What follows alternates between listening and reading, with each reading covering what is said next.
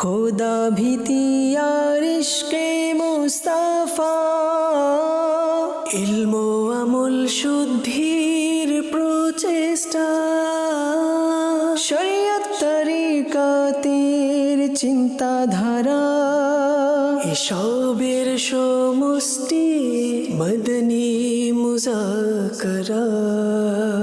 আলহামদুলিল্লাহি রাব্বিল আলামিন ওয়াসসালাতু ওয়াসসালামু আলা খাতামিন নাবিয়্যিন আম্মা বা'দ ফাআউযু বিল্লাহি মিনাশ শাইতানির রাজীম বিসমিল্লাহির রহমানির রহিম আসসালাতু ওয়াসসালামু আলাইকা ইয়া রাসূলাল্লাহ ওয়া আলা আলিকা ওয়া সাহাবিকা ইয়া হাবিবাল্লাহ الصلاة والسلام عليك يا نبي الله وعلى آلك وصحابك يا نور الله 1446 হিজরি সনের জুমাদাল উখরার 19তম রাত এর সাথে সম্পর্ক রেখে আরবাঈনে আত্মার পর্ব 2 পৃষ্ঠা নাম্বার 19 হতে ফরমানে আখির নবী সাল্লাল্লাহু তাআলা আলাইহি ওয়া আলিহি ওয়াসাল্লাম আমার যে উম্মত আমার প্রতি একবার দুরূদে পাক পাঠ করে তার জন্য হেরেমের নেকিসমূহ হতে 10টি নেকি লিখে দেওয়া হয়। আরজ হলো ইয়া রাসূলুল্লাহ সাল্লাল্লাহু আলাইহি সাল্লাম হেরেমের নেকিসমূহ কি? ইরশাদ করলেন হেরেম শরীফের একটি নেকি 700 নেকির সমতুল্য রয়েছে। সাল্লু আলাল হাবিব সাল্লাল্লাহু আলা মুহাম্মদ।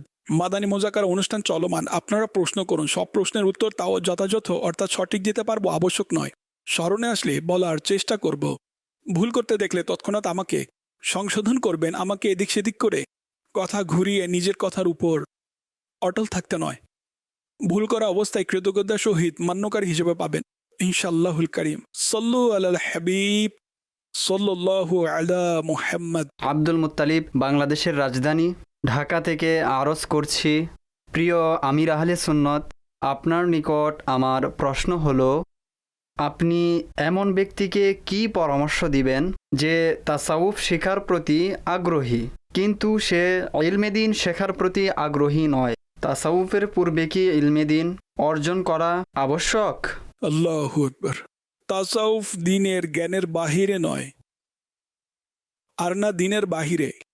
অবশ্য তাসাউফের কিতাবসমূহ যথাযথভাবে আমাদের এখানে দার্সে নিজামের মধ্যে নির্দিষ্ট নিয়মে আমার ধারণা অনুযায়ী পড়ানো হয় না, অধ্যয়ন করার পরামর্শ দেওয়া হয় যে এই কিতাব পড়ে নেবেন। সুতরাং কথা হলো নির্দিষ্ট নিয়মে পড়ানো তো কষ্টকর, মানুষ আগ্রহী নয়। পূর্বে দার্সে নিজামি 15-16 বছরের ছিল, অর্থাৎ কয়েক যুগ পূর্বে, 50-100 বছর পূর্বে। এখন কমতে কমতে বর্তমানে আমাদের এখানে তো 8 বছর, কোথাও 6 বছর পড়ানো হয়, কোথাও হয়তো এর চেয়েও কম পড়ানো হয়, হতে পারে ফুক দিয়ে দার্সে নিজামির সনদ দিয়ে দেওয়া হয়। মানুষ আগ্রহী নয়।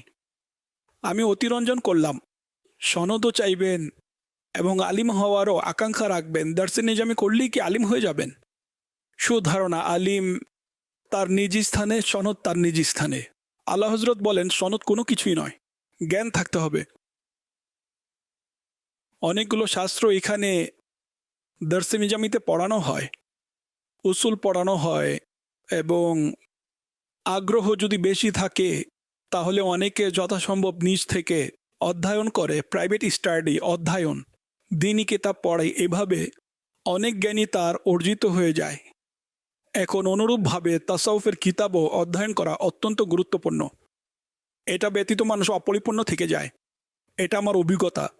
হোক সে আলিম, হোক মুফতি, যদি সে তাসাউফের কিতাব না পড়ে থাকে তাহলে তার মধ্যে এবং যে তাসাউফের কিতাব পড়েছে অনেক পার্থক্য দেখা যাবে। মিনহাজুল আবিদিন, বর্তমানে এটা মুখতাসার মিনহাজুল আবিদিন বের হয়ে গিয়েছে। মানুষের এত বেশি উদ্দীপনা নেই সম্পূর্ণ কিতাব পড়বে, তাই এটার সংক্ষিপ্ত।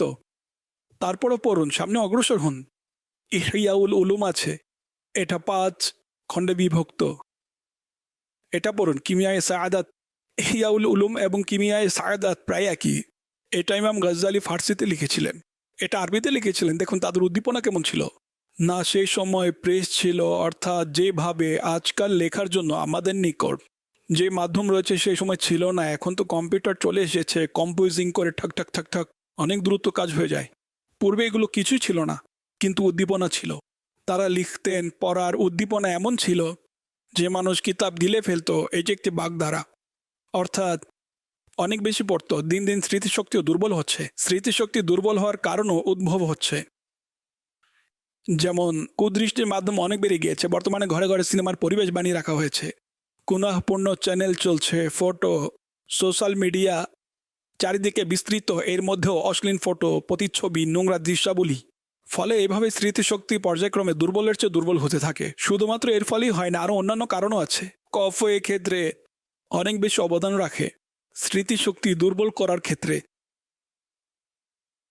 কফ অধিক হওয়া, কফ তৈরি করতে টক জিনিসের খুবই সূক্ষ্ম অবদান রয়েছে।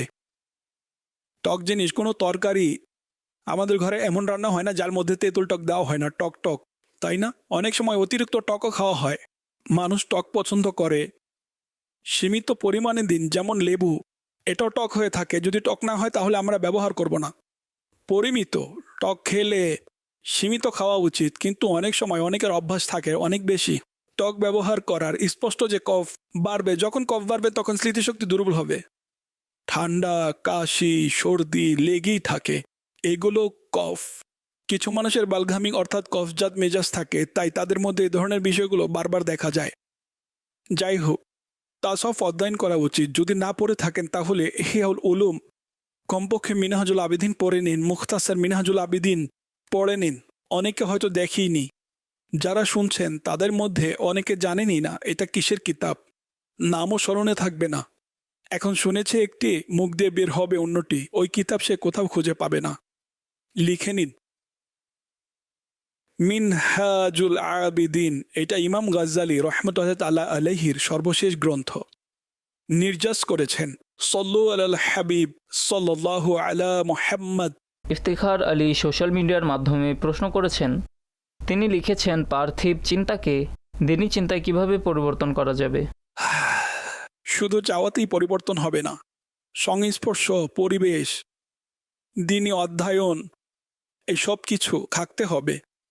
পাশাপাশি গুনাহপূর্ণ চ্যানেলও চলছে, ফিল্মও দেখছেন, সোশ্যাল মিডিয়ার মধ্যে নোংরা দৃশ্যবলীও দেখছেন, এবং দিনী চিন্তায় পরিবর্তন হওয়ার মাধ্যমও খুঁজতে থাকেন, তাহলে তো হবে না। অর্থাৎ এই সকল গুনাহপূর্ণ কাজগুলোকে ওয়ান শট, 1, 2, 3 করতে হবে। এমন তালাক যা আর ফিরানো যাবে না। তারপর যখন মানুষ অবসর হয়ে যাবে তখন এটা তার জন্য সহজ হয়ে যাবে। তা না হলে এদিক হাত দিল, সেদিকেও হাত দিল, এভাবে সফলতা কঠিন হয়ে যাবে।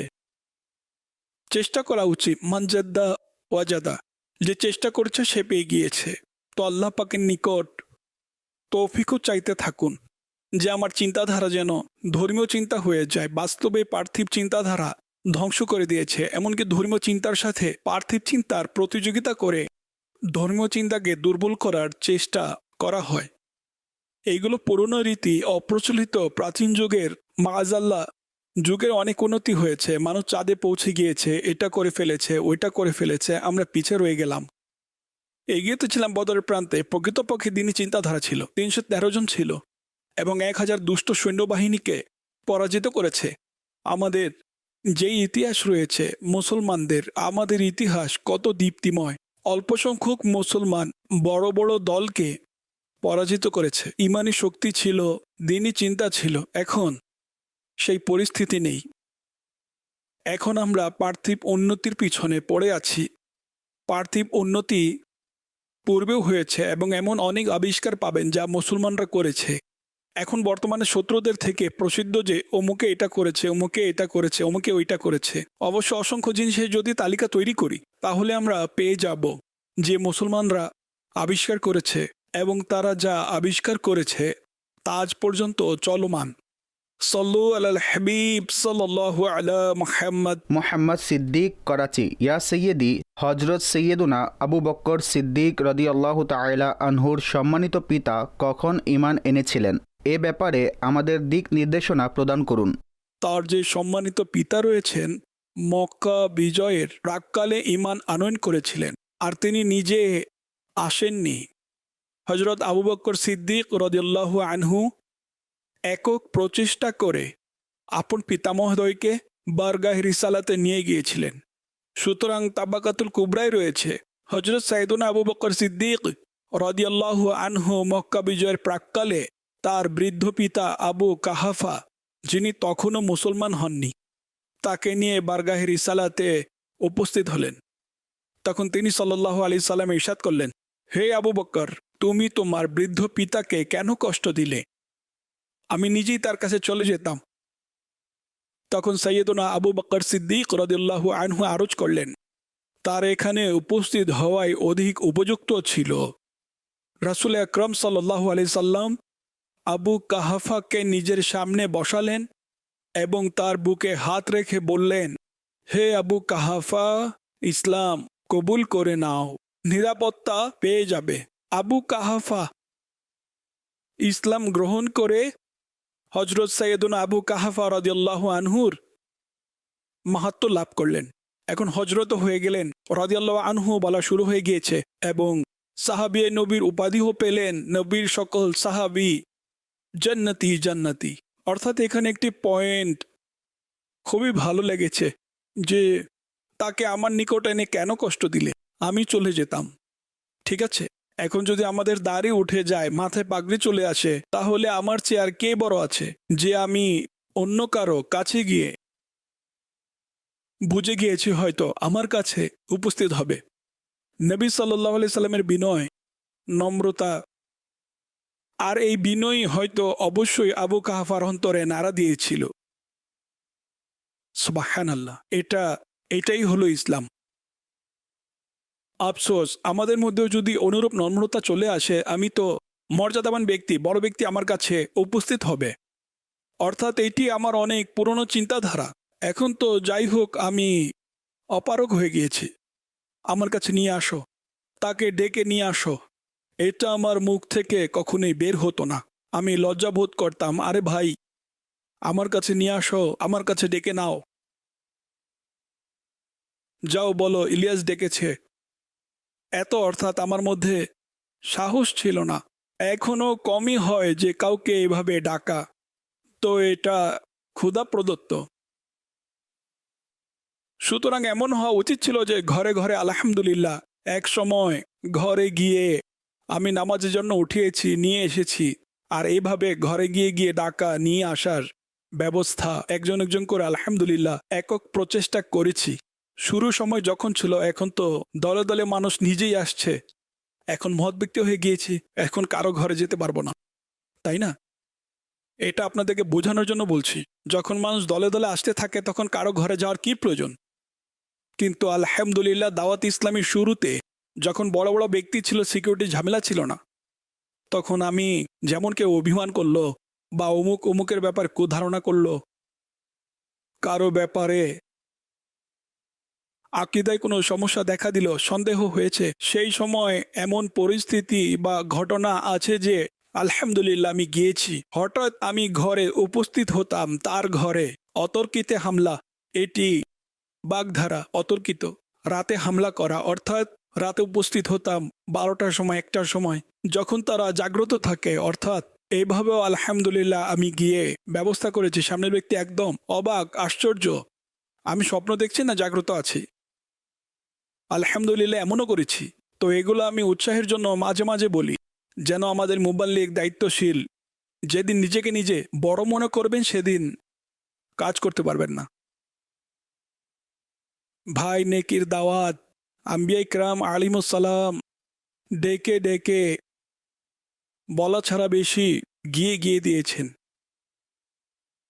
ডাকা নিষেধ নয়, নিষেধ নয়, অর্থাৎ ডাকারও ঘটনাবলী আপনারা পাবেন। গিয়ে গিয়ে একজনকে একক প্রচেষ্টা করে আম্বিয়া ইকরামগণ নেকির দাওয়াত দিয়েছেন এবং মানুষের নিকট ইসলাম প্রচার করেছেন। হযরত আবু বকর সিদ্দিক রাদিয়াল্লাহু আনহু নিজ পিতাকে মহোদয়কে নিয়ে এসেছেন একক প্রচেষ্টা করে বারগাহে রিসালাতে।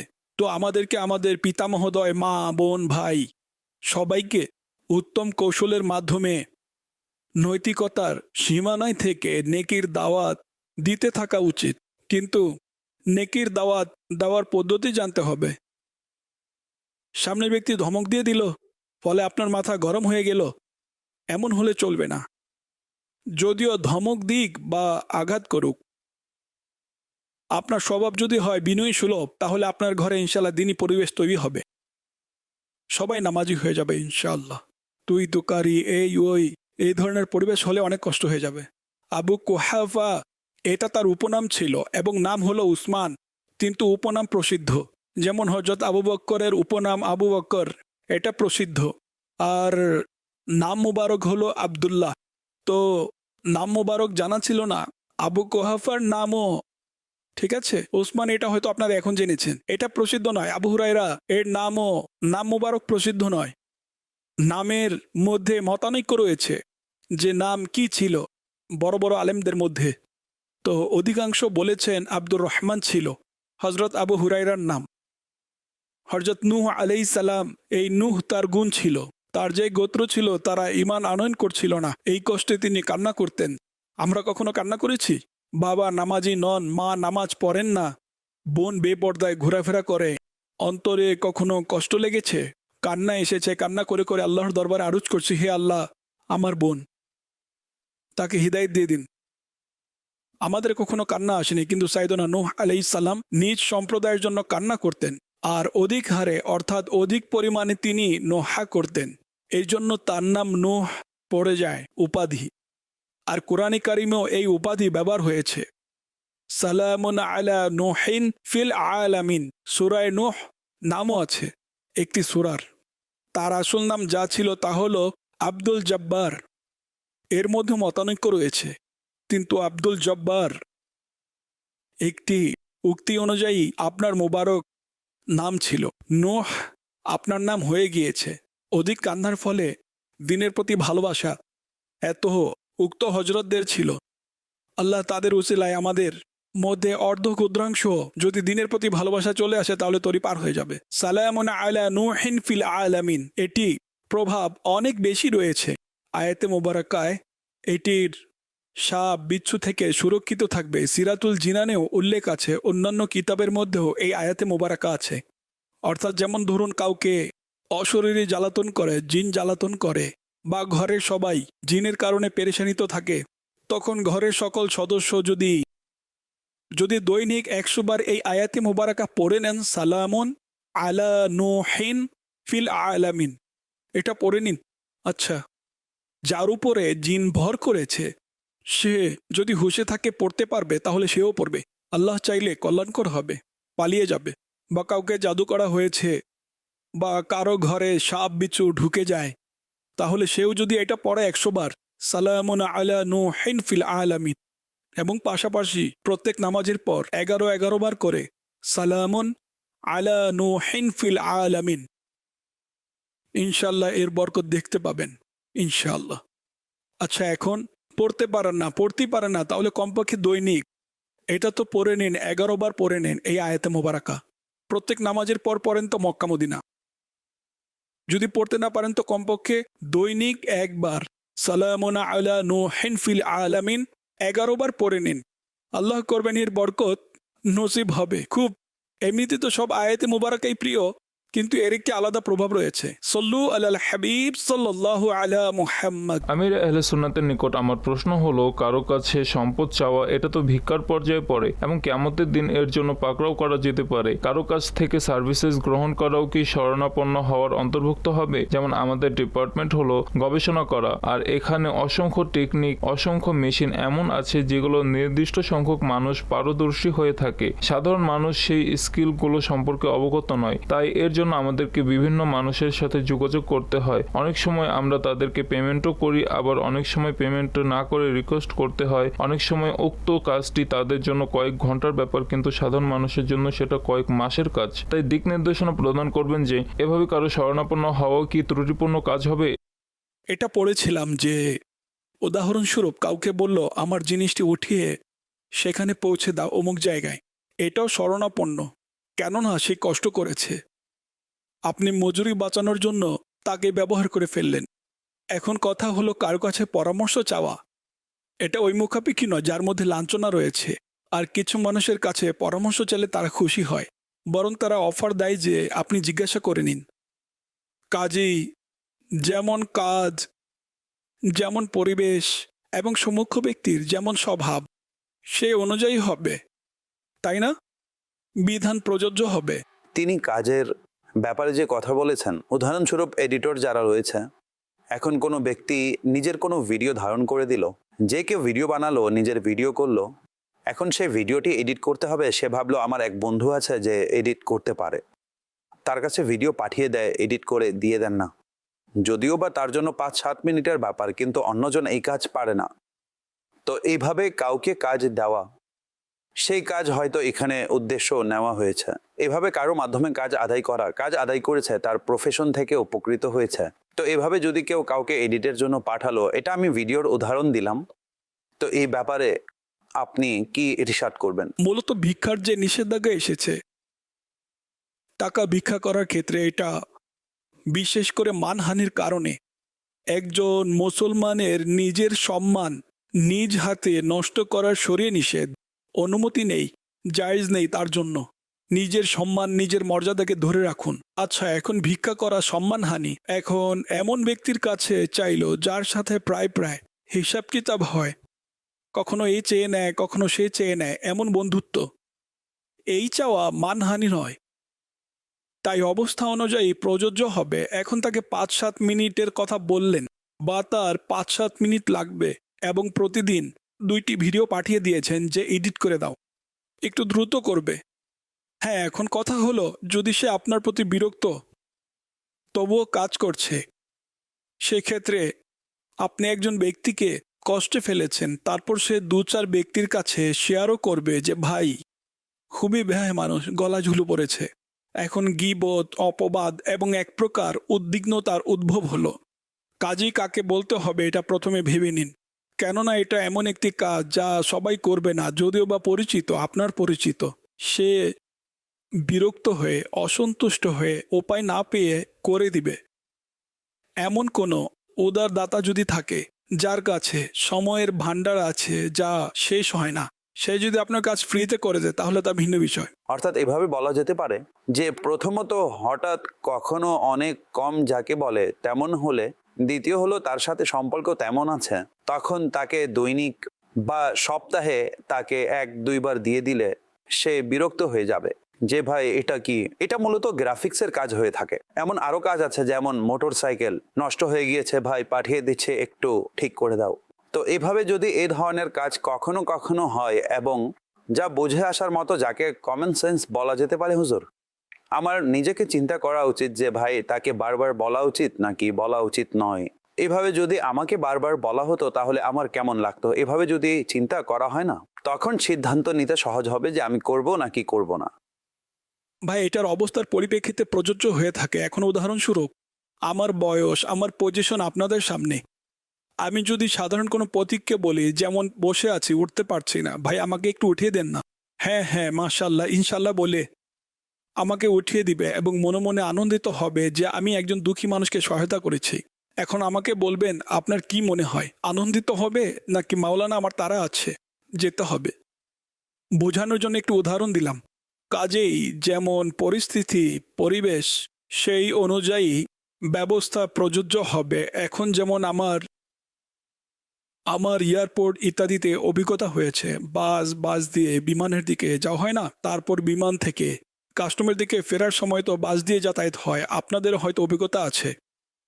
তো অধিকাংশ আমি নোট করেছি এবং আমি আনন্দিত হই যে মানুষের মধ্যে মানবতা, নৈতিকতা, অর্থাৎ বৃদ্ধদের প্রতি শ্রদ্ধা, আদব মানুষের মধ্যে এখনো আছে। তারা আমাকে দাঁড়িয়ে থাকতে দেয় না, অনেকে আমাকে চিনেও না, বেচারা আমাকে সির দিয়ে দেয়, মন থেকে দোয়া বের হয়, আল্লাহ তার তরি পার করে দিন, তার বংশধরকে ক্ষমা করে দিন। কত ইহসান করেছে যে এটা নিয়ে দাঁড়িয়ে থাকা আমার পক্ষে কষ্টসাধ্য। আমি শরণাপন্ন হইনি, তারা নিজেরা দেখে নিজের সিট ছেড়ে দেয়। হ্যাঁ, যদি চিনত তাহলে সেটা ভিন্ন বিষয়, কিন্তু কিছুই নয়। ব্যাস আমার বয়স দেখেই অনুরূপ অন্য বৃদ্ধদের সাথেও মানুষ এইভাবে করে থাকে। এটা ভালো একটি বিষয় হওয়া উচিত। আজ যদি আমরা কোনো বৃদ্ধকে সম্মান করি, তাহলে আল্লাহ পাক আমাদের জন্য বৃদ্ধ বয়সে সম্মানকারী তৈরি করে দিবেন। এটা হাদিসের সারাংশ। মুফতি আহমদ খান রহমতুল্লাহ আলাহি এর ব্যাখ্যায় অত্যন্ত চমৎকার কথা লিখেছেন যে এর মধ্যে বয়স অধিক হওয়ারও সুসংবাদ রয়েছে। সেই বৃদ্ধ বয়সে উপনীত হবে তবেই তো কেউ তার খিদমত করতে আসবে, অর্থাৎ তার বয়স বেশি হবে। বৃদ্ধদের খিদমত করুন। সল্লু আলাল হাবিব সাল্লাল্লাহু আলা মুহাম্মদ। নবীর সকল সাহাবী জান্নাতি জান্নাতি এর স্লোগানও দেওয়া হয়। যখনই কোনো সাহাবী রাদিয়াল্লাহু আনহুর আলোচনা হয় তখন জিহ্বা কতটুকু পরিমাণ আদব ও অনুরাগে সিক্ত থাকা উচিত এ ব্যাপারে আপনার অভিমত কি? যে জিহ্বাকে কতটুকু পরিমাণ আদব ও অনুরাগে ধৌত করে কোনো সাহাবী রাসূল রাদিয়াল্লাহু আনহুর পবিত্র আলোচনা করা উচিত? অবশ্যই যতটুকু আপনার পক্ষে সম্ভব ততটুকু আদব সহকারে নাম উচ্চারণ করা উচিত। আল্লাহ হযরত রহমতুল্লাহ আলাই এটা লিখেছেন যে যেমন কোনো সাহাবীর নাম উচ্চারণ করতে হবে, যে কোনো সাহাবী হন। তো যেমন হজরত আবু বকর সিদ্দিক রাদিয়াল্লাহু আনহুর সাথে বলুন, হজরতও সাথে বলুন, এটা উল্লেখ আছে। অর্থাৎ আল্লাহ হযরত এটি আদবের বিষয়ে আমাদেরকে ফর্মুলা দিয়েছেন যে এভাবেও আদবময় একটি বাক্য বানানো সম্ভব। আদব সহকারে নাম উচ্চারণ করা উচিত গদ্যে। এখন পদ্যে এই শব্দগুলো বসানো যাবে না। পদ্যের ক্ষেত্রে যেমন ধরুন হযরত আবু বকর সিদ্দিক রাদিয়াল্লাহু আনহু, এটা তো আল্লাহ হযরতের আদর্শ অনুযায়ী হয়েছে, তাই না? এখন কোনো পংক্তি সিদ্দিক বলকে জান ফিদা উন পে কর চুকে, এটা আল্লাহ হযরতেরই পংক্তি। এখানে সিদ্দিক শব্দ এটা উপাধি সংক্ষিপ্ত আকারে। সুতরাং এই ক্ষেত্রে পংক্তিগুলোর প্রণালী এরকম হয়ে থাকে এবং গদ্যের বিষয়াদি অর্থাৎ পদ্য এবং এর বিপরীত গদ্য। আল্লাহ করুন যেন আমাদের আদব নসিব হয়ে যায়। অন্তরে আদব থাকে তো অনেক সময় মুখ দিয়েও প্রকাশ হয়ে যায়, অনেক সময় অঙ্গভঙ্গির মাধ্যমে প্রকাশ হয়ে যায়। এখন সবাই এতগুলো উপাধি বলতে পারবে না। আমি আপনাদের এতটুকু শিখিয়েছিলাম, হয়তো আপনাদের স্মরণে আছে, আবু বকর আবু বকর আবু বকর, কিন্তু আমার মাদানী চ্যানেলও আবু বকর বলে থাকে। আমি ক্ষমা চাচ্ছি দর্শকদের নিকট, সবাই তো আমার কথা শুনে না। তো মূল উচ্চারণ হলো আবু বকর আবু বকর, এটা মুখস্থ করে নিন আবু বকর। কিন্তু এটা মুখে এত বেশি বসে গিয়েছে, বের হয় আবু বকর মানুষের মুখ দ্বারা। এখনই যদি কাউকে জিজ্ঞাসা করা হয় কি নাম, দেখা যাবে আবু বকরই বলে দিবে, মুখে বসে গিয়েছে। যাই হোক, এটি শরীর কোনো ভুল নয়, কিন্তু কথা হলো যা সঠিক তা আমরা যদি আদায় করি তাহলে মক্কা মদিনা। আবু বকর আবু বকর আবু বকর সাল্লু আলাল হাবিব সাল্লাল্লাহু আলা মুহাম্মদ। নিজামুদ্দিন আত্তারি কাদেরি আরজ করছি, হুজুর আপনার নিকট আমার একটি প্রশ্ন হলো যে আমরা যারা গভর্নমেন্ট অফিসে জব করি তাদের সবার মাঝে মধ্যেই মিটিং ইত্যাদি হয়ে থাকে, তখন সেখানের অনেক পণ্য সামগ্রী বেঁচে যায়। পণ্য সামগ্রী দ্বারা উদ্দেশ্য হলো খাওয়া দাওয়ার যে খাদ্য সামগ্রী দেওয়া হয় সেগুলো বেঁচে যায়, যেমন কেক, বিস্কুট ইত্যাদি। এ ধরনের যে আইটেমগুলো দেওয়া হয়, মিটিংয়ের পর অফিসাররা তো চলে যায়, মিটিং শেষ হওয়ার পর আমাদের বেঁচে যাওয়া সেই খাদ্য সামগ্রী রয়েছে সেগুলো কি আমরা খেতে পারবো বা বাড়ি নিয়ে যেতে পারবো? এ ব্যাপারে আপনি আমাদেরকে শরীয়ী দিক নির্দেশনা প্রদান করুন। মাশাআল্লাহ, ক্ষুধাভীতে সম্পন্ন কথা। সমাজে এমন প্রথাই বিরাজমান যে সবাই উঠাবে না, যাদের টাকা আছে তারা উঠাবে না, লজ্জা পাবে বা যাই হোক রেখে চলে যাবে। এখন যদি আমরা সেটাকে এভাবেই ফেলে রাখি তাহলে নষ্ট হয়ে যাবে। যদি আপনি নিয়ে নেন তাহলে হয়তো সে মহোদয় খুশি হবেন, চলো কারো পেটে তো গিয়েছে। এই ধরনের জিনিস যেগুলোর ব্যাপারে প্রথা হয়ে গিয়েছে যে কেউ কিছু বলবে না, কোনো কিছু না করলে নষ্ট হয়ে যাবে, তাহলে নিয়ে নিন, ব্যবহার করে নিন। হুজুর, এর জন্য সম্ভবত অফিসের মধ্যে এসওপিস গঠন করা থাকে, একটি স্ট্যান্ডার্ড গঠন করা থাকে এবং লিখিত দেওয়া থাকে। কেননা পরিবেশন করার যাদের দায়িত্ব থাকে মিটিং চলাকালীন সময়ে বিস্কিট দেওয়া বা স্যান্ডউইচ বা যে কোনো কিছু পরিবেশন করতে হয়, তখন এমনটাই হয়ে থাকে যে যখন মিটিং শেষ হয়ে যাবে এবং যে জিনিসপত্র থেকে যাবে সেগুলোর জন্য অনেক সময় এসওপিস হয়ে থাকে কোম্পানির পক্ষ থেকে যে ভাই এটা পুনরায় যথাস্থানে স্টোরেজ যে রয়েছে সেখানেই আপনি রেখে দিবেন বা এগুলো আপনি সংরক্ষণ করে রাখবেন। যদি এসওপিস থাকলে তাহলে এসওপিসের উপর আমল করা উচিত। স্পষ্ট যে যদি কোনো নির্দেশিকা থাকে যে এটা এভাবে করতে হবে যা বেঁচে গিয়েছে, তাহলে তো সেটাই করতে হবে। যদি না থাকে তাহলে যেভাবে রীতি, অভ্যাস, প্রথা সেই অনুযায়ী করা হবে।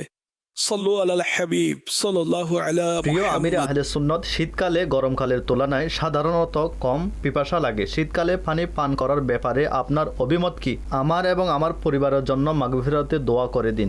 একদম সঠিক সময়ে প্রশ্ন এবং সঠিক সময়ে পানি পান করা হচ্ছে। পান করা হচ্ছিল। পানি পান করা হচ্ছিল। প্রশ্ন করার সাথে সাথে সরাসরি প্র্যাকটিক্যাল ভাবে দেখিয়ে দেওয়া হয়েছে পানি পান করতে থাকা উচিত। জি, হিসাব করুন। আপনিও যদি পান করতে করতে বলতেন তাহলে বিষয়টি কিছুটা অন্যরকম হতো। পানি প্রকৃতপক্ষেই গরমকালে তো পান করা হয়, কিন্তু গরমকালেও কম পান করা হয়, এবং শীতকালে এটা তো বলা যাবে না একদমই পান করে না, কিন্তু যদি বাড়িয়ে বলি তো একেবারেই পান করে না। কিছু মানুষ হয়তো এক বা অর্ধেক গ্লাস পান করে। তো পানি না পান করার যে ক্ষতিগুলো রয়েছে না, সেগুলো বিশেষ করে শীতকালে যেহেতু মানুষ কম পান করে পানি, তো এই জন্য প্রথমত শীতের কারণে শিরাগুলো শুকিয়ে যায় ডাক্তারি গবেষণা অনুযায়ী। তো শিরাগুলো শুকিয়ে যায়, তার উপর পানি পান না করা বা খুব কম পান করা, তো পানির স্বল্পতার কারণে রক্ত গাঢ় হয়ে যায় এবং মাঝে মধ্যে জমাট বেঁধে যায়। এইভাবে শিরার মধ্যে ব্লকেজ হয়ে যায়, বাধাপ্রাপ্ত, রক্ত চলাচলে বাধাপ্রাপ্ত হয়। এর কারণে পরবর্তীতে স্ট্রোক এবং হার্ট অ্যাটাক এর সম্ভাবনা বেড়ে যায়। বিশেষ করে এ ব্যাপারে বৃদ্ধ এবং শিশুদের বেশি সতর্ক থাকা উচিত, কেননা বৃদ্ধদের রক্তনালী এমনিতেই শুকিয়ে যায়, ঠান্ডা গরমের জন্য নয়। এটা বার্ধক্যের কারণে সাধারণ যুবক যারা আছে তাদের তুলনায় বৃদ্ধদের রক্তনালী বেশি শুকনো থাকে। এই যে বৃদ্ধ হয়ে গিয়েছে সে এখন কি নিয়ে গর্ব করবে, কেননা তার এক্সপায়ার ডেট ঘনিয়ে আসছে। এই সময় শরীরের সকল অঙ্গ প্রত্যঙ্গই প্রায় পরিবর্তন লক্ষ্য করা যায়। দৃষ্টিশক্তি দুর্বল, কান এর শ্রবণ শক্তি দুর্বল, তো বিভিন্ন রোগ হাতের মধ্যে পায়ের মধ্যে দুর্বলতা দুর্বলতা দুর্বলতা, অতঃপর এক্সপায়ার ডেটের দিকে অগ্রসর হতে থাকে। আর সর্বশেষ সে সবাইকেই তো মরতে হবে। সুতরাং কথা হলো বৃদ্ধদের উচিত হলো পানি পান করার ব্যাপারে অধিক সতর্ক থাকা। শিশুদেরকে যথেষ্ট পান করান, শিশুদেরকে এই জন্য বেশি পান করায় না তারা প্রস্রাব করে দিবে বিছানায়, যদিও বা সেই করে তো তাকে পানি পান করানো উচিত।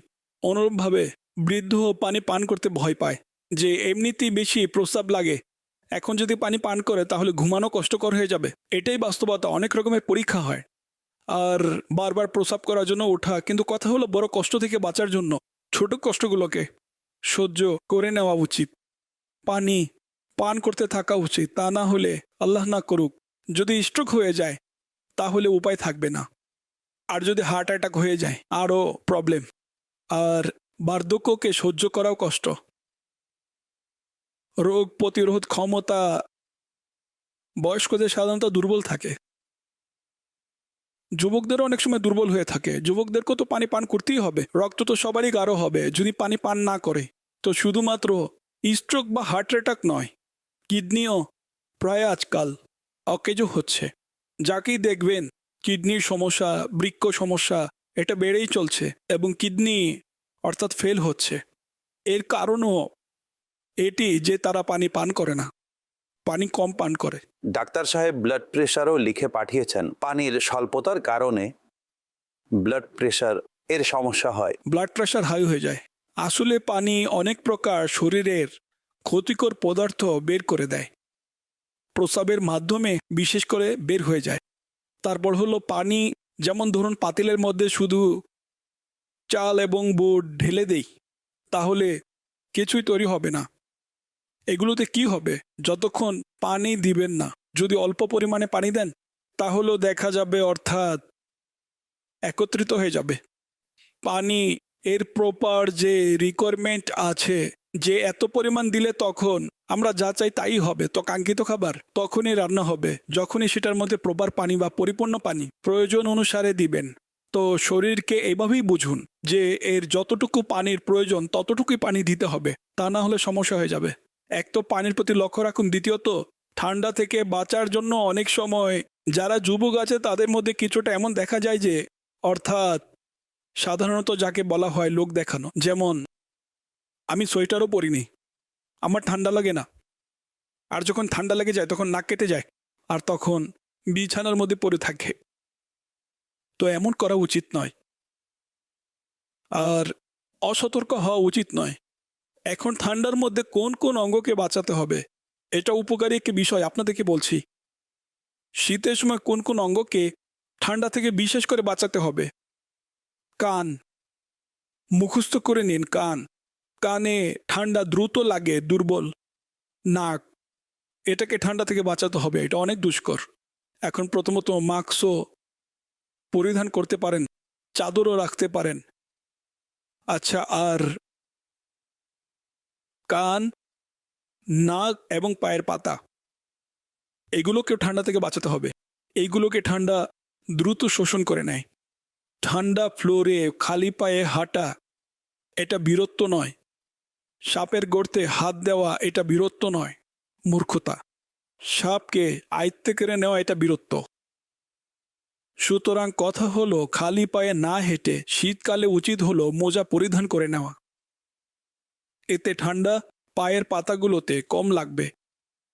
আর এই কান শীতকালে ঢেকে নেওয়া ভালো। মাফলার দিয়ে লোকেরা ঢেকে থাকে, এর জন্য নির্দিষ্ট ইয়ারমাফও পাওয়া যায়, সেগুলো পরিধান করুন। আর শীতের একটি নির্দিষ্ট টুপি পাওয়া যায়, আমরা ছোটবেলায় এটাকে ওয়ান্দারা টুপি বলতাম। ওয়ান্দারা আমাদের মেমনি ভাষায় বান্দরকে বলা হয়। এখন তো আমি এটা পড়তে পারবো না, ছোটবেলায় পড়তাম। এখনো বাচ্চাদেরকে পড়ানো হয় অনেক হ্যাঁ বাসায়। হ্যাঁ, অবশ্যই পড়ানো হয়, আর পরিধান করানো জি উচিত। হ্যাঁ। এখন নাকের হিফাজত কিভাবে করবেন? নাককে চাদর দিয়েও ঢাকতে পারেন, কিন্তু এই ক্ষেত্রে নামাজের আলাদা মশলা আছে। হ্যাঁ, যেমন যদি নাক পর্যন্ত ঢেকে দেওয়া হয় শীতকালে, অনেক জায়গায় প্রচণ্ড শীত পড়ে। এখন মসজিদে সব জায়গায় গিজার থাকে না, ঠান্ডা পানি দিয়ে অজু করলো, অতপর নামাজ পড়তে চলে আসলো। ফজরের সময় ঠান্ডায় কাঁদছে, তখন অনেকেই চাদর এইভাবে পেঁচিয়ে নেয়। এইভাবে নামাজ মাকরুহে তাহরিমি। কাজেই এভাবে যদি নাক ঢেকে রাখে, চাদর দিয়ে এইভাবে ঢেকে নামাজ পড়ে, তাহলে নামাজ হবে মাকরুহে তাহরিমি। মাকরুহে তাহরিমির বিষয়টি হলো এটি নাজাইজ ও গুনাহ, আর এই নামাজ পুনরায় পড়তে হবে। এটা সরিয়ে লাগিয়ে রেখে নয়। সুতরাং এর জন্য তাকে পুনরায় পড়া ওয়াজিব, যদি না পড়ে গুনাহগার হবে। নামাজের সময় এটা সরিয়ে ফেলতে হবে। যদি কান ঢাকা থাকে, এটি নিষেধাজ্ঞা নেই নামাজে, যদিও ঢাকা থাকুক, কিন্তু নাক ঢাকা থাকা উচিত নয়। যদি মাস্ক পরা থাকে তো মাস্কও খুলে ফেলতে হবে। এটা ইসলামী বোনদের জন্য, অর্থাৎ এটা সবার জন্য মাদানী ফুল। এ ব্যাপারে সতর্ক থাকুন। আর সোয়েটার, মোজা পরিধান করুন এবং নাক, কান এর হেফাজত করুন। বুকের মধ্যেও ঠান্ডা অ্যাটাক করে, বুকের মধ্যে অ্যাটাক করে, অতঃপর ঠান্ডা, কাশি, বুক চিনচিন করা, এটি তো অনেক সময় তো সাথে সাথেই এই ধরনের সমস্যা সৃষ্টি হয়ে যায়। কান, নাক ঢেকে রাখা উচিত। যারা ঢেকে রাখে না তাদের দ্রুত ঠান্ডা লাগতে পারে। পা খালি রাখার ফলেও ঠান্ডা লাগতে পারে, তাড়াতাড়ি কাশি, ঠান্ডা, এগুলো তো অনেক সময় লক্ষণ হয়ে থাকে। বড় রোগও অনেক সময় হয়ে যায়। অতঃপর জ্বরও যদি দীর্ঘদিন হয়ে যায়, ফলে টাইফয়েডের রূপ ধারণ করতে পারে ইত্যাদি। তো নিজেকে সুরক্ষিত রাখা উচিত। এই নিয়ত করুন যে এর মাধ্যমে ইবাদতের শক্তি অর্জন করব। অসুস্থ হয়ে গেলে নামাজে মন বসে না, পড়তে পারে না, যেভাবে সুস্থ অবস্থায় মানুষ ইবাদত করতে পারে। এখন কারো জ্বর উঠে গেল, ঠান্ডা লেগে গেল, তখন মাদানী মুজাক্কারা যেমন উদাহরণস্বরূপ স্মরণে এসেছে। এখন আপনারা যারা বসে আছেন, আন্ডারস্টুড যে এটা একটি ইবাদত। ইবাদত শুধু নামাজকেই বলা হয় না, এটাও ইবাদত। দিনের জ্ঞান অর্জন করছেন একত্রে, তো এটা থেকে সে বঞ্চিত হয়ে যাবে যদি জ্বর উঠে যায়। তো যদি জ্বর না হতো তাহলে ইবাদতের সামর্থ্য লাভ হতো। আপনি প্রসন্ন মনে, যাদের বসার আগ্রহ আছে তারা বসে থাকতো, মাদানী চ্যানেলের দর্শক মাদানী চ্যানেলের মাধ্যমে শুনতে থাকবেন। কিন্তু যদি জ্বর চলে আসে, মন বসবে না, উঠে চলে যাবে। ঠান্ডা লেগে গেল, কাশি হয়ে গেল, তবুও সে বসতে পারবে না। সুতরাং এইভাবে এই সোয়েটার পরিধান করুন উপযুক্ত, যেটি বুক ঢেকে রাখবে। ইনশাল্লাহ এতে আপনি ঠান্ডা থেকে সুরক্ষিত থাকবেন। সল্লু আলাল হাবিব সাল্লাল্লাহু আলা মুহাম্মদ। সোশ্যাল মিডিয়ায় একটি পোস্ট দৃষ্টিগোচর হয়েছে যেখানে কিছুটা এভাবে লেখা ছিল যে কেউ বলে গরুর গোশত স্বাস্থ্যের জন্য ক্ষতিকর, আবার কেউ বলে ছাগল, মুরগি ও মাছ ক্ষতিকর, কিন্তু প্রকৃতপক্ষে সর্বাধিক ক্ষতিকর হলো আপন ভাইয়ের গোশত, যা গীবত করে ভক্ষণ করা হয়। আমির আহলে সুন্নাত এই পোস্টের ব্যাপারে আপনার অভিমত কি? বোঝানোর জন্য খুবই উৎকৃষ্ট আন্দাজ এটা। অনেক সময় সোশ্যাল মিডিয়ায় অনেক সুন্দর সুন্দর অর্থাৎ এই ধরনের উক্তি ও মানুষ হয়তো বুজুর্গদের উক্তি এতে ব্যবস্থা করে থাকেন বা নিজ থেকে হতে পারে কেউ লিখে থাকেন। আসলে বাস্তব বিষয়, কেউ গরুর গোশত ক্ষতিকর বলে, কিছু রুগীর ছাগলের গোশত নিষেধ থাকে, কারো বা মাছ, কিন্তু কথা হলে এই সকল ক্ষতি তার নিজ স্থানে, কিন্তু প্রকৃত ক্ষতিকর যেই গোশত তা আপন মৃত ভাইয়ের গোশত খাওয়া। মৃত ভাইয়ের গোশত কি? কোরআনে কারিমে ইরশাদ হয়েছে, يا أيها الذين آمنوا اجتنبوا كثيرا من الظن إن بعد الظن إثم ولا تجسسوا ولا يغتب بعضكم بعضا أيحب أحدكم أن يأكل لحم أخيه ميتا فكرهتموه واتقوا الله إن الله تواب رحيم। হে ইমানদারগণ, অতিরিক্ত ধারণা করা থেকে বাঁচো। নিশ্চয় কিছু ধারণা গুনাহ হয়ে যায় এবং গোপনীয় বিষয় তালাশ করো না, আর একে অপরে গীবত করো না। তোমাদের মধ্যে কি কেউ একথা পছন্দ করবে যে সে আপন মৃত ভাইয়ের মাংস ভক্ষণ করবে? তো এটি তোমাদের নিকট পছন্দনীয় হবে না, এবং আল্লাহকে ভয় করো। নিশ্চয়ই আল্লাহ খুব তওবা কবুলকারী, দয়ালু। এটা সূরা হুজরাতের আয়াত নাম্বার 12। এর দ্বারা উদ্দেশ্য হলো গীবত করা। গীবত এত জঘন্য বিষয় যে এটার বহু উদাহরণ দেয়া হয়েছে, যেমন মৃত ভাইয়ের মাংস খাওয়া। এটা থেকে প্রত্যেক মুসলমানকে বাঁচা উচিত। মুসলিম শরীফের হাদিসে মুবারাকা এসেছে, হজরত আবু হুরায়রা রাদিয়াল্লাহু আনহু থেকে বর্ণিত, রাসূলুল্লাহ সাল্লাল্লাহু আলাইহি ওয়াসাল্লাম ইরশাদ করেছেন, তোমরা কি জানো যে গীবত কি জিনিস? সাহাবাই কেরাম আলাইহিম রিদওয়ান আরজ করলেন, আল্লাহ পাক এবং তার রাসূল সাল্লাল্লাহু আলাইহি ওয়াসাল্লামই অধিক জ্ঞাত। ইরশাদ করলেন, তোমরা আপন ভাইয়ের ওই ত্রুটি বর্ণনা করবে যা বর্ণনা করাকে সে অপছন্দ করে। প্রশ্ন করা হলো, এ ব্যাপারে আপনি কি বলেন? যদি আমার ভাইয়ের মধ্যে কোনো ত্রুটি বিদ্যমান থাকে যা আমি বর্ণনা করি, ইরশাদ করলেন, তুমি যে ত্রুটি বর্ণনা করছো যদি সেটা তার মধ্যে থাকে তবেই তো সেটা গীবত হবে, আর যদি তার মধ্যে সেই দোষ না থাকে তাহলে সেটা অপবাদ হবে, অর্থাৎ বদনাম। এবং গীবত বেক বাইটিং, সম্ভবত গীবত মিনিং বেক বাইটিং। অনেক মানুষ এটা বলে যে আমি গীবত করছি না, বাস্তবতা বলছি। এটা ভয়ঙ্কর, যথেষ্ট জ্ঞান নেই। বাস্তবিত গীবত, তা না হলে তো সেটা অপবাদ হয়ে যাবে যদি বাস্তব না হয়ে থাকে। আর গীবত হলো তার মধ্যে ত্রুটি আছে, সেই ত্রুটি, সেই দোষ, সেই দুর্বলতা, তখন কারো পিছে সেটা আলোচনা করা, এটা হলো গীবত। যখন মন্দ প্রেক্ষাপটে বর্ণনা করবে, এটা গীবত। আর গীবত হারাম এবং জাহান্নামে নিয়ে যাওয়ার মতো কাজ। এটা মুসলিম শরীফের হাদিসে পাক আপনাদেরকে শোনালাম। হাদিসে পাকে এসেছে, রাসূলুল্লাহ সাল্লাল্লাহু আলাইহি সাল্লাম ইরশাদ করেন, যার সামনে মুসলমান ভাইয়ের গীবত করা হয় এবং সে তাকে সহযোগিতা করার সামর্থ্য রাখে কিন্তু করে না, আল্লাহ পাক তাকে দুনিয়া ও আখিরাত উভয় জগতে লাঞ্ছিত করবেন। কাজেই আমাদের সামনে যদি কারো গীবত করা হয় তো আমাদেরকে তাকে বাধা দিতে হবে। সামর্থ্য থাকা সত্ত্বেও যদি বাধা না দেওয়া হয় তাহলে গুনাহগার হবে। অনেক সময় এমন হয়ে থাকে যে মানুষ বাধা প্রদানের সামর্থ্য রাখে না, তখন তার প্রতি অসন্তুষ্টতা প্রকাশ করবে, এদিক সেদিক তাকিয়ে থাকবে, ঘুরেই দেখবে। যদি কেউ এমন কাজ করে তাহলে উঠে চলে যান।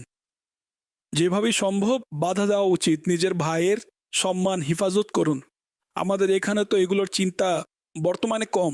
গীবত প্রকৃতপক্ষে বুঝে আসে না, অর্থাৎ গীবত হয়ে যায় আর বোঝাও যায় না যে এটা গীবত হয়েছে।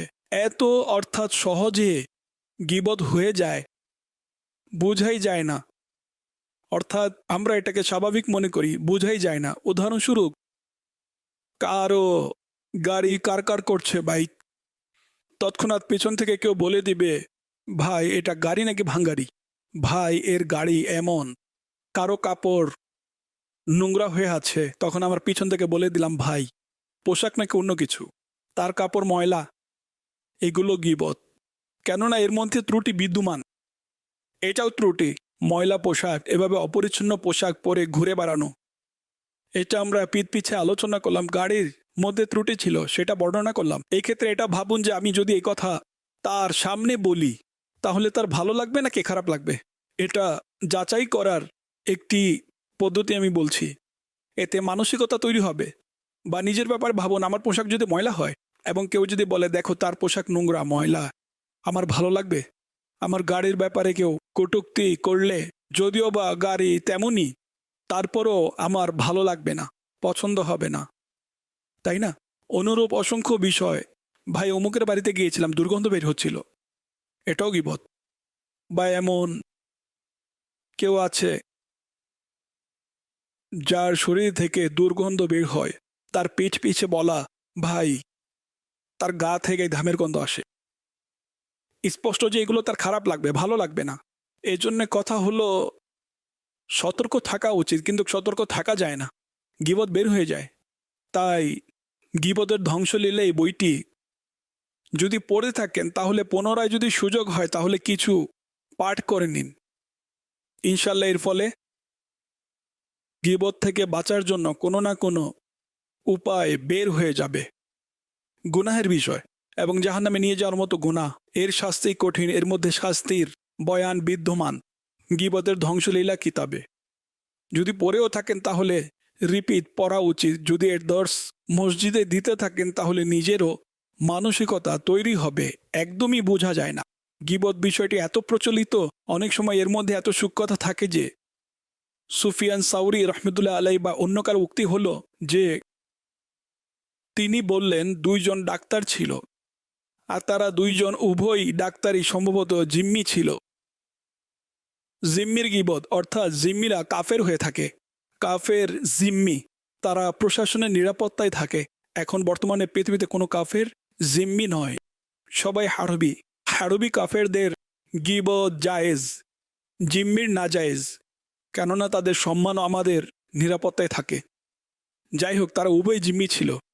তিনি ইরশাদ করলেন যদি আমার গীবতের ভয় না থাকতো তাহলে তাদের উভয়ের মধ্যে বলে দিতাম যে অমুক ডাক্তার যিনি রয়েছেন শ্রেষ্ঠ। এটি কতটুকু সূক্ষ্ম বিষয়। দুই ছেলে আছে আপনার, উভয়ের মধ্যে সে মেধাবী, সে একটু দুর্বল, উভয়ের মধ্যে সে একটু দুষ্ট, সে একটু ভালো, বা উভয়ের মধ্যে সে খুব সুন্দর। আমার এই ছেলে খুব সুন্দর, আমি এই উভয়টিকে একত্র করছি। বাস্তবে যাকে সুন্দর বলা হয়নি, যাকে মেধাবী বলা হয়নি, অন্যকে মেধাবী এই জন্য বলা হয়েছে সে এর চেয়ে মেধাবী, এতে অটোমেটিক দ্বিতীয়জন বাদ পড়ে গিয়েছে। এটা তার খারাপ লাগে যখন সে জানতে পারবে। আর মানুষ একদমই দ্বিধাহীনভাবে এই ধরনের কথা বলতে থাকে। মাঝে মধ্যে আমার এই ধরনের কথা শোনার সুযোগ হয়েছে, আমি বুঝিয়েছি এতে শিশু মা বাবার শত্রু হয়ে যাবে এভাবে যদি বলা হয়। এগুলো উচিত নয়। উভয়কে সমান ভালোবাসা দেওয়া উচিত শিশুদের। আমাদের মধ্যে এইগুলোর উপলব্ধি নেই। সমাজের মধ্যে অনেক মন্দ বিষয়, শুধু এটাই মন্দ বিষয়, হাজার মন্দ বিষয় ঢুকে পড়েছে। তাই অনেক ভেবে চিন্তে পদক্ষেপ নেওয়া উচিত। চুপ থাকুন আর কারণ ব্যতীত মানুষের মাঝে থাকবেন না। তা না হলে মানুষের ভিড়ে বিপদ হলো, নিজে যদিও বা জানে মানুষের ভিড়ে গীবত শোনা থেকে বাঁচা যাবে না। আর যদি তাদেরকে বাধা দিতে যান তাহলে 10টা কথা শুনিয়ে দিবে, গলায় ঝুলে যাবে। সুতরাং একাকিত্ব অবলম্বন করুন। হ্যাঁ, উত্তম সমাবেশ যদি হয়, উত্তম সংস্পর্শ হলে এটা একাকিত্ব থেকে উত্তম, তা না হলে একাকিত্ব ভালো। আল্লাহর ভয় রাখুন, নেকির দাওয়াত দিন, ধর্মীয় কাজ করুন সম্মিলিতভাবে বা একক প্রচেষ্টার মাধ্যমে। যাই হোক, সমস্যা তো হয়েই থাকে, কিন্তু স্পষ্ট যে মানুষ বাঁচতে পারবে না। দোকানে গেলে ব্যবসায়ীর ব্যাপারে মানুষের এত অদ্ভুত, অর্থাৎ আশ্চর্যময়, আশ্চর্য অদ্ভুত মানসিকতা, কি কি বলে বেড়ায়। অনেক অশ্লীল আলোচনা হয় জনসাধারণের মধ্যে, তারা যখন কথাবার্তা বলে তখন তাদের মধ্যে একদমই বলতে গেলে অদ্ভুত টাইপের আলোচনা হয়। অনেক সময় অনেক গুনাহের দিকে তাদের আলোচনা হয়ে থাকে, আর আমাদের অক্ষমতা যে তাদেরকে বোঝাতে পারি না। বোঝাতে গেলে অর্থাৎ রিস্ক থাকে যে কুফরি কথা যেন বলে না দেয়, উল্টো কিছু বলে না দেয়। কিছু মানুষের মুখ এত লাগামহীন থাকে যে আল্লাহর পানা ঘরেও এই ধরনের পরিবেশ থাকে। সুতরাং কথা হলো, অনেক ভেবে চিনতে দেখে শুনে মানুষ পদক্ষেপ নিবে, অনেক দেখে শুনে ভেবে চিনতে কারো সাথে ওঠা বসার সম্পর্ক রাখবে, তা না হলে বাঁচা এটা অনেক কষ্টকর।